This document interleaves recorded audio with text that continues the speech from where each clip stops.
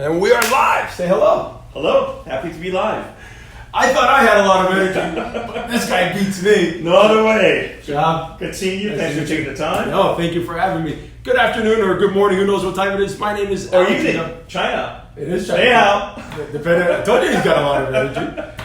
Good morning, everybody. My name is Alex Vidal, president of Related ISG International Realty, and host of the show you're watching today, episode number 58 of the Closer Club, coming live from New York City. And today we are sitting with mega developer Shahab Karmely. Mini mega. Wait till you see. I never met you. And he walked right out, guns blaring, with Sean from Core Real Estate. And here we go. You ready? Absolutely. All right, let's do it. I'm looking forward to this one. And congratulations, episode 58. Thank you. I appreciate it. It puts me in contact. Thank you very much. You're too kind. All right, here we go. Shahab, born in Tehran, immigrated to the U.S., exiled to Europe, which is a pretty cool thing. Deported. We're going to talk about that. Back to the U.S., where now you're one of the country's most prominent developers. Cliff Notes version. Tell us a little bit about First of all, I would not go as far as saying one of the country's most prominent, but I am very fortunate to be where I am, given my background. So we used to come to the States. My father had an office in New York for many years. He was, among other businesses, a very well-known rug merchant. Rug merchant, okay. Typical. Yeah. High-end.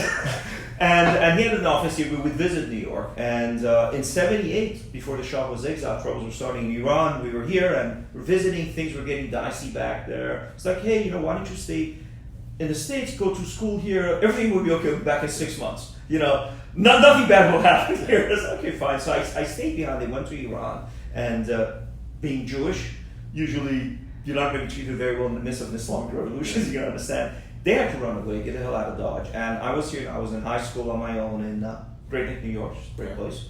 And I couldn't really leave, I didn't have a visa. And my father was relatively well known in Iran, he was prominent, so his passport, all of our passports were yanked. And we could not get a passport issued. So I was at NYU, Stern School of Business, and I got a notice saying, hey, you don't have a visa, you are deported. I was like, wow. So I left. So you were in your teens, late teens? No. At that point I was 19 years old. Yeah. 19 years, yeah. Yeah, I was a teen, you're right. I felt a lot older and I felt a lot more confident. It's fake belief in yourself, right? And my parents at that time were in the UK and they were refugees. They were political refugees. We didn't have passports. We had travel documents were stateless, which is horrible. And we went there. And I could not apply for a visa to the US for 2 years because there's a 2-year wait period if you were deported. Okay. So within 2 years, and I always loved the States. I love this country. It's been phenomenal to me and a lot of other people. And we all moved back here in 1985. And then I stayed here for a couple of years. I lived in Thailand for about 4 years. Really? Yeah, my brother was there for 15 years. We had a jewelry factory in Thailand. Did some real estate projects in Thailand, believe it or not. And then came back in towards the end of 91, okay. And I've been here since then. There you go. Great backstory. Now, I reading up and preparing for this interview, I read that a little bit about your first real estate deal, which you claim was the best real estate deal you've ever done in 1985. It was the most instructional. It's not the best in terms of having had the best return, but it was. There's sometimes you have a positive experience, and that gives you, wrongly or rightly, but it gives you the confidence to continue with it, right? So tell the viewers about it. What happened and what did you learn from it? So this is in 1985, just when we had come back, and my father had maintained his office in New York because they could travel back and forth. I was the one who couldn't travel back and forth. And there was a building on Fifth Avenue which was the hub of all the rug merchants in New York, 245 Fifth Avenue, which is an office building now. And you still own it? No. We didn't own it. We had a flooring. Okay. But it was rental. And there were these warehouses in Secaucus, New Jersey, who were trying to poach the rug and interior decoration large-scale businesses away from New York to Secaucus, right?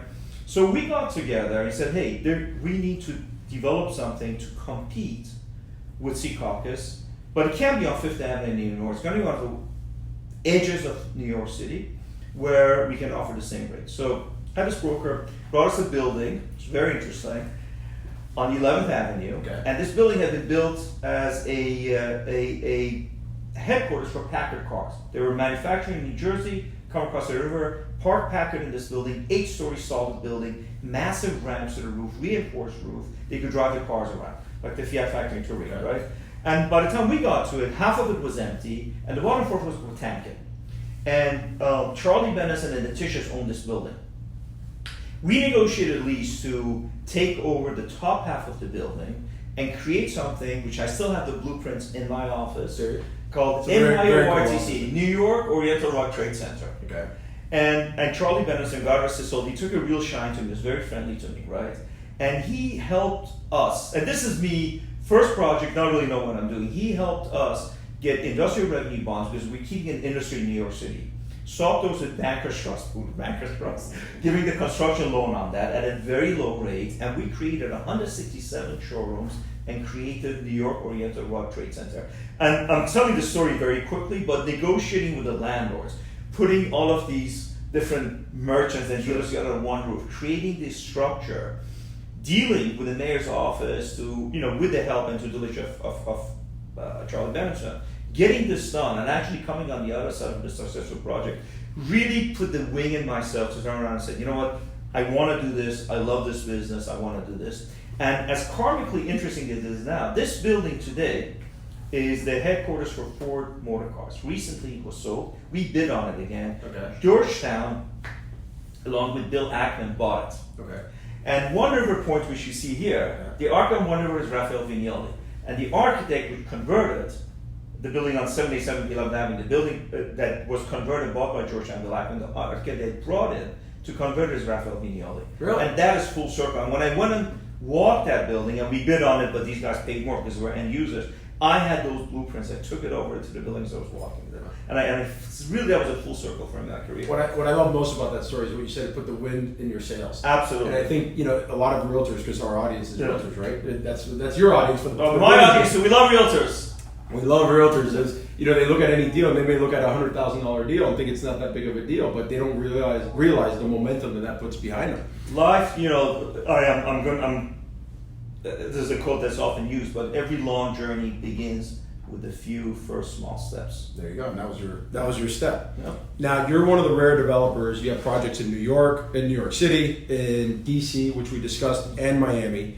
How do you think Miami and South Florida, because you're not only in the Brickell area, but you're also in Hollandale, how does Miami and South Florida stand out among the other cities? We made a concerted effort to enter the Miami market towards the tail end of 2013 because in terms of relative value, I looked at Miami and I realized that this is a gateway U.S. city, top 15 world cities in terms of importance, not necessarily size, and a great value. I told you I lived in Thailand for a number of years, so I was familiar with Swire, what they've done at Pacific Place, their other projects. I've always been an admirer of these guys, they're a great company. And I realized what's happening at the Brickell City Center. And my premise was that, look, this is great value, it's mainland US, low taxes, great quality of life, really to me one of the world's most beautiful cities. And you can transact financially here for 20%, 10% what it costs you to do in New York City. To me that was a no-brainer. Swire, the river across from it, that was our first acquisition, turned out to be great for us. Sure. And the more familiar I became with Miami, the more convinced I became. This is before President Trump enacted the new tax laws, which to me make a lot of sense, and made it a net positive for Florida and other non-income tax states.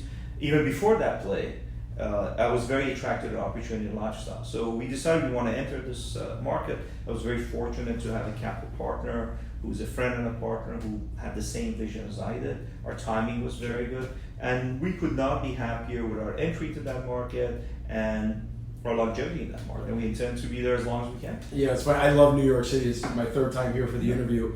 But every time I'm here and I'm walking through, I ran through the city, ran into Central Park, got lost. I ended up on the other side of Central Park. And I'm like, it's beautiful. Man, Miami's got a special in terms energy to it. It is incredible what you get in terms of value for this. Because New York City, you have all of this, it's just incredibly expensive. It's just not the cost of living here, cost of school, cost of restaurants, cost of rent or taxes. It's all the indirect taxation also. And the total package of what it costs to live in New York City is crazy. And in return for that, there are a lot of things that money just cannot buy. And I'm not going to say something as obvious as climate, Sure. but climate makes a big difference. Oh, yeah.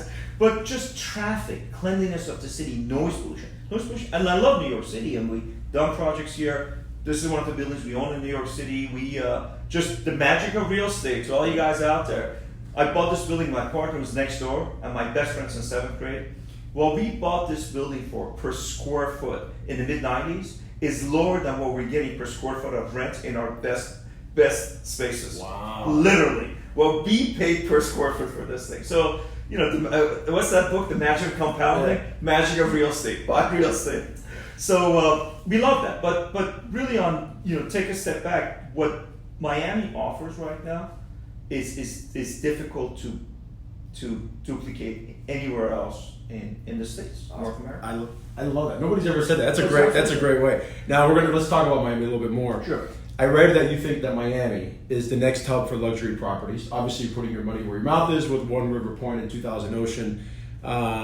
What makes you feel this strongly about Miami? Is it everything that we just discussed, or is there more to that luxury side? I will tell you. I think in life, whenever you're entering an arena which is competitive in real estate, competitive. And we're outsiders. I don't have a family history. I'm not a real estate dynasty. I don't have a family history. I don't have my uncle being the biggest developer. It's none of this, right? So you have to look at your own strengths and weaknesses and be as realistic as you can and not drink your own Kool-Aid. And one of the things, very important, this cognitive examination of yourself, checking your own biases and your own beliefs and saying, is this correct or not? It's very important in business, in life, Sure. in business specifically. And one of the things I've always tried to do in my career is that, look, I can't compete on size because there are people who are doing this here for 100 years, or there are funds who have gone out and raised $2 billion. What we have always competed on very effectively is identifying macro trends in markets. We've done this in New York, particularly in neighborhoods. We did this in Miami. We're doing this in DC right now, done in LA. There are certain macro trends you have to identify. And then you say, execution in these areas. How am I going to create that alpha, right? So I have a company called Alpha Terra with a friend of mine who was a very prominent guy at BOA. And Alpha Terra, we got that name is because we're creating alpha in the land business, right? So the alpha we've created and we continue to create is that we really bring about the best in the business in terms of our collaborators and our team. Whether it's our architects, our design, our brand partners, we are second to none. And I say that on the record. And when you're doing that, you're always going to be told by brokers who have a librarian mentality. The old saying about if the stock market was based on what happened before, librarians would be the best stockbrokers in the world, right? So I've always had this vision of going into projects and neighborhoods saying, we are going to do better than what's happened there. And part of the art of development is not having an unrealistic belief in what you can accomplish, but understanding that over and over again, we will always see people come and build a better mousetrap, and where they're told, well, this is not going to sell for this much because the building next door or this neighborhood or this car brand or this shoe brand is selling is this much.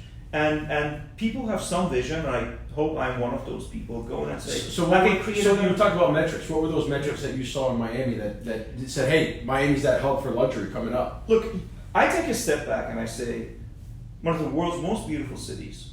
It's a node city. So there are two types of cities in terms of importance. You have places like Shanghai or Tokyo, just in terms of size, or Sao Paulo is even a better example.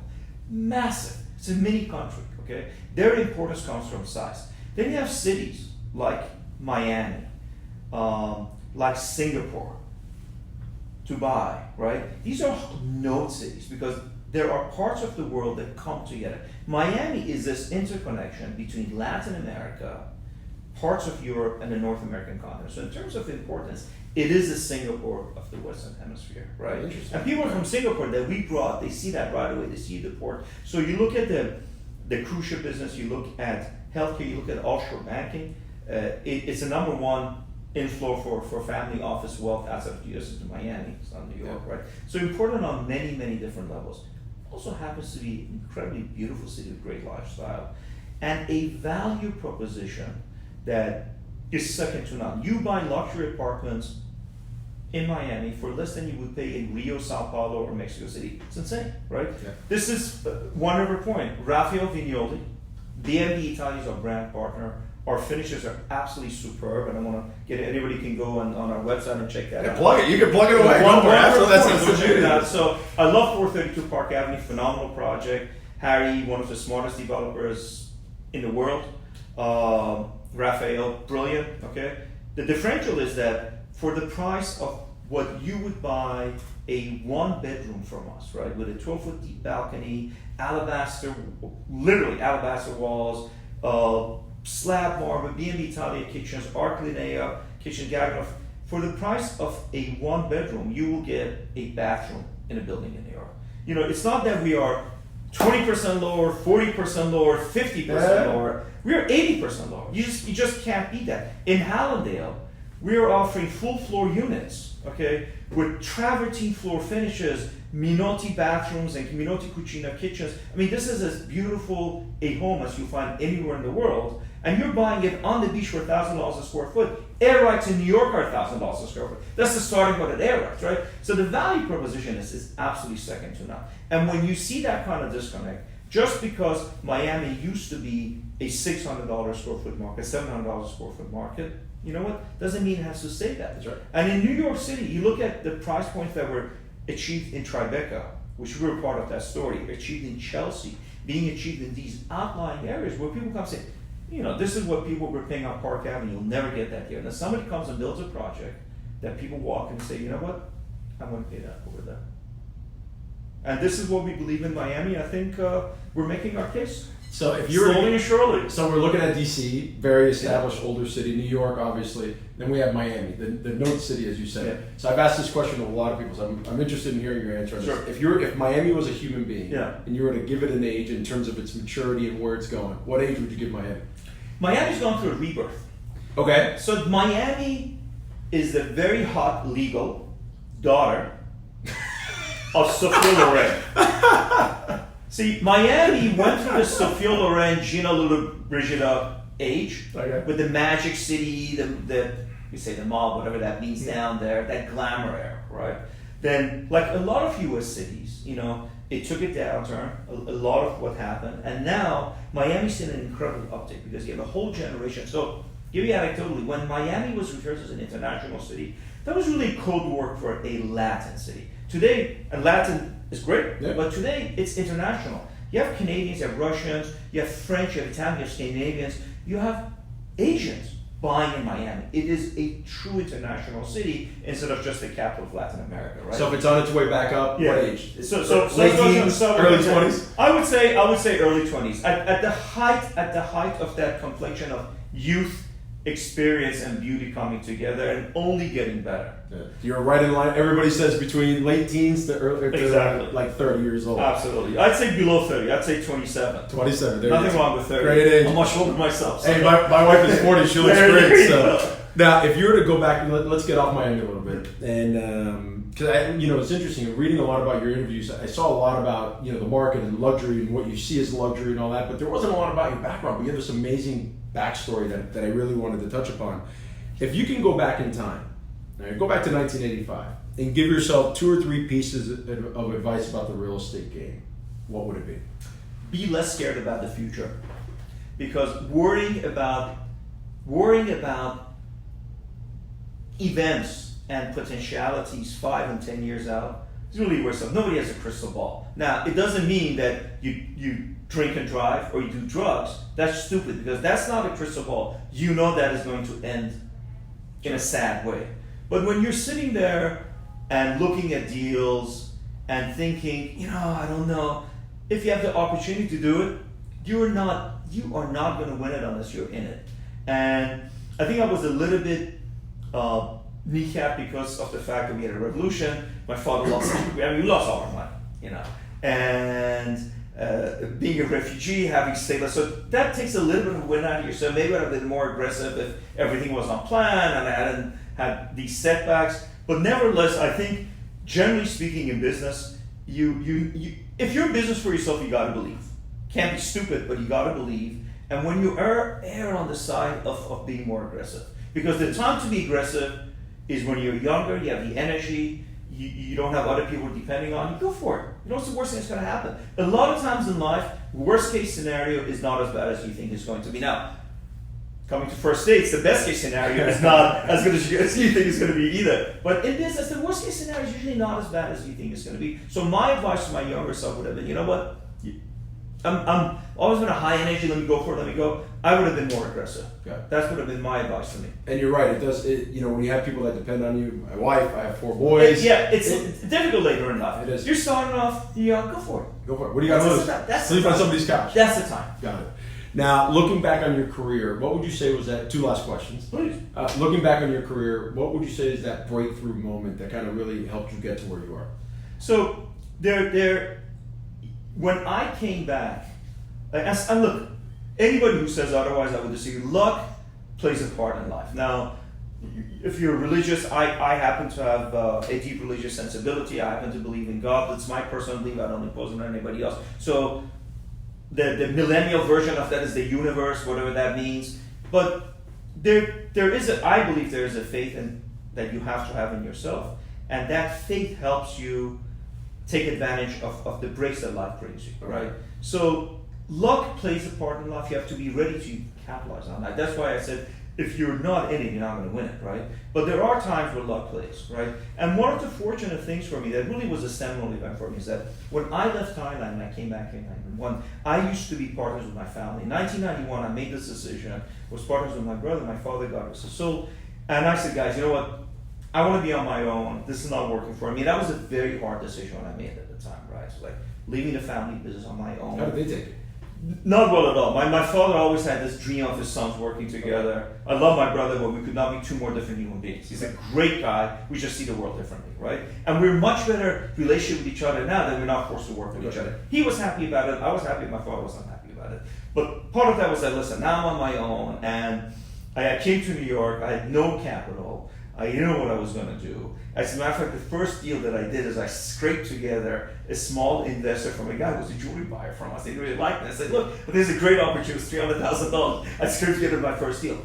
But the luck that I had is that I came here when the RTC crisis hit, and there were some incredible opportunities. This is that tail end of the S&L crisis. So I was fortunate in whatever I bought. I could have been the biggest idiot in the world, and at times I probably have been. But the fact that my entry was that point. Now, if I come here, my entry had been in 88, and no matter how smart I was, and I know any deal you make kind of went down, right? That would have maybe changed it for me very much. But the fact that I landed on a nice slope going downhill, that was the luckiest break I had. My point of entry into the real estate market in the U.S. was incredibly fortunate for me. Yeah, that's a great. I love that, because when you talk about, we were talking about the condo market in Miami right now. This is that point right now for people to get in the game in South Florida. I will tell you something about real estate. Look, if you're buying real estate in a country and get invaded, and then there's war, that's different, right? Those major geopolitical events we can't control. And putting that aside, in mature economies like ours, okay, if by any statistics, if you look at real estate as an investment asset class over long term, it is second to none. It is just a wealth creator, because it's a storehouse for value.